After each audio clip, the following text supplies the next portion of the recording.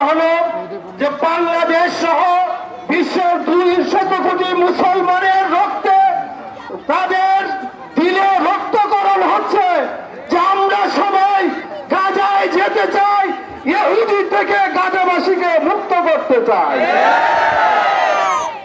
আমাদের সেই দাবি কালকে আমরা সবাই সোহরাওয়ার্দী উদ্যানে উপস্থিত হয়ে আমরা দেখাবো।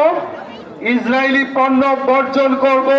ইসরায়েলির পণ্যের যারা ইম্পোর্টার আছেন, যারা এই ইসরায়েলি পণ্য বিদেশ থেকে ইম্পোর্ট করছেন, তাদেরকে বলি আপনারা ক্ষতিগ্রস্ত হবেন না, আপনারা আমাদের দেশের ব্যবসায়ী।